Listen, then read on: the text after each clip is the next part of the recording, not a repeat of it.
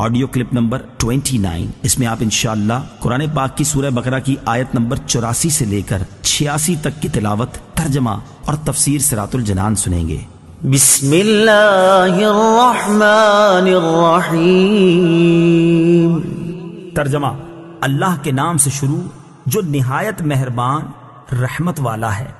وَإِذْ أَخَذْنَا مِيثَاقَكُمْ لَا تَسْفِكُونَ دِمَاءَكُمْ وَلَا تُخْرِجُونَ أَنفُسَكُمْ مِنْ دِيَارِكُمْ ثُمَّ أَقْرَرْتُمْ وَأَنْتُمْ تَشْهَدُونَ۔ ترجمہ: اور یاد کرو جب ہم نے تم سے عہد لیا کہ آپس میں کسی کا خون نہ بہانا اور اپنے لوگوں کو اپنی بستیوں سے نہ نکالنا، پھر تم نے اقرار بھی کر لیا اور تم خود اس کے گواہ ہو۔ وَإِذْ أَخَذْنَا مِيثَاقَكُمْ، اور یاد کرو جب ہم نے تم سے عہد لیا، یعنی اے یہودیوں وہ وقت یاد کرو جب ہم نے تمہارے آباء و اجداد سے تورات میں یہ عہد لیا کہ تم آپس میں کسی کا خون نہ بہانا اور اپنے لوگوں کو اپنی بستیوں سے نہ نکالنا، پھر انہوں نے اس عہد کا اقرار کر لیا اور تم خود بھی اپنے آباء و اجداد کے اس اقرار کے گواہ ہو۔ ثم أنتم هؤلاء تقتلون أنفسكم وتخرجون فريقا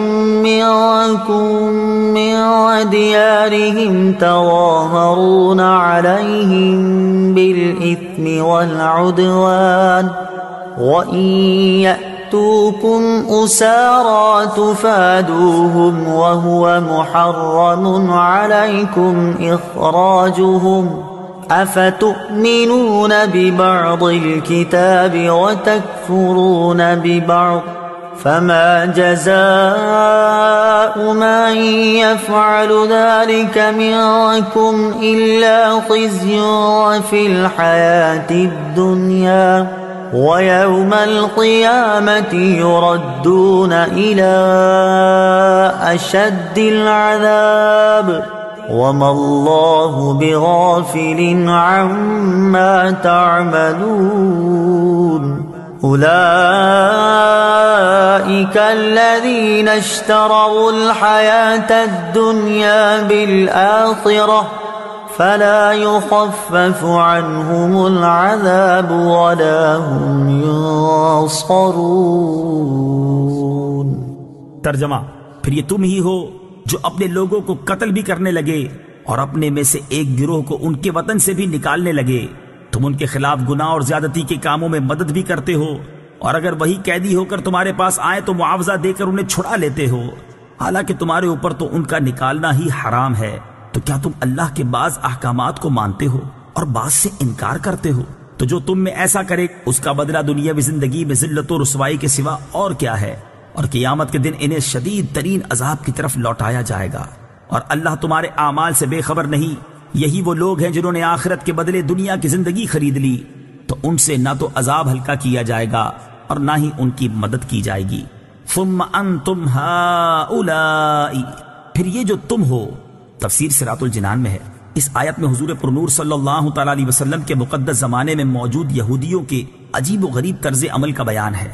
افتؤمنون ببعض الکتاب، کیا کتاب کے کچھ حصے پر ایمان رکھتے ہو؟ تفسیر صراط الجنان میں ہے بنی اسرائیل کا عملی ایمان ناقص تھا کہ کچھ حصے پر عمل کرتے تھے اور کچھ پر نہیں۔ اس پر فرمایا گیا کہ کیا تم کتاب کے کچھ حصے پر ایمان رکھتے ہو اور کچھ سے انکار کرتے ہو؟ اس آیت سے معلوم ہوا کہ شریعت کے تمام احکام پر ایمان رکھنا ضروری ہے اور تمام ضروری احکام پر عمل کرنا بھی ضروری ہے۔ کوئی شخص کسی وقت بھی شریعت کی پابندی سے آزاد نہیں ہو سکتا، اور خود کو طریقت کا نام لے کر یا کسی بھی طریقے سے شریعت سے آزاد کہنے والے کافر ہیں۔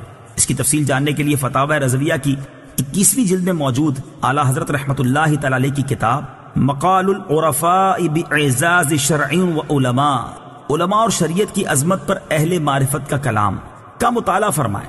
یاد رہے کہ عظمت توحید کو ماننا لیکن عظمت رسالت سے انکار کرنا بھی اسی زمرے میں آتا ہے کہ کیا تم کتاب کے کچھ حصے کو مانتے ہو اور کچھ حصے کا انکار کرتے ہو۔ خزی فی الحیات الدنیا، دنیا کی زندگی میں رسوائی۔